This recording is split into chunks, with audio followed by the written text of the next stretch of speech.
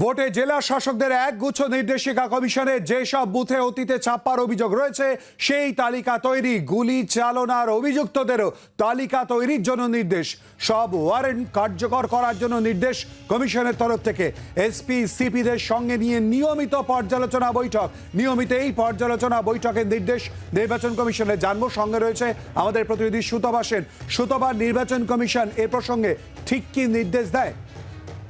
দেখো, অত্যন্ত গুরুত্বপূর্ণ বেশ কয়েকটি নির্দেশ আজকে দেওয়া হয়েছে নির্বাচন কমিশনের তরফ থেকে ডিএমএসপিদের, এবং সেখানে বলা হয়েছে যে কোনো অবস্থাতেই জাতীয় নির্বাচন কমিশন তারা আইন শৃঙ্খলা পরিস্থিতি যাতে অবনতি না হয় সেদিকে নজর রাখতে বলেছে। এবং ভোটের সময় একেবারে নমিনেশনের দিন থেকে, যেহেতু আজ থেকেই নমিনেশনের দিন শুরু হয়ে গেছে, এবং নমিনেশনের দিন থেকেই আইন শৃঙ্খলা পরিস্থিতির উপর নজর বাড়াতে বলেছে নির্বাচন কমিশন, এবং প্রতি ক্ষেত্রেই যাতে আইন শৃঙ্খলার অবনতি না হয় সেদিকটাতে নজর দিতে বলা হয়েছে।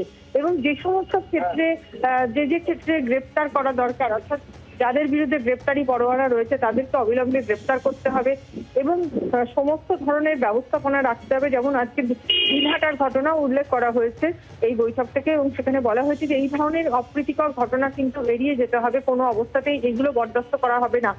দিনহাটার ক্ষেত্রে আগে থেকে কেন ব্যবস্থা নেওয়া হয়নি, কেন মুখোমুখি এভাবে সংঘর্ষ হলো, এই প্রশ্নও কিন্তু তোলা হয়েছে। এবং অন্য কোনো ক্ষেত্রে যাতে এমনটা না হয়, শুধুমাত্র প্রথম দফা নির্বাচনে নয়, প্রতিটি প্রত্যেক দফার ক্ষেত্রেই কিন্তু এই বিষয়গুলো নজর রাখতে নির্দেশ দেওয়া হয়েছে।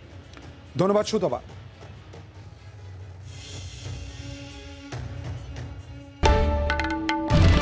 বাংলার আওয়াজ, বাঙালির আবেগ, জি 24 ঘন্টা।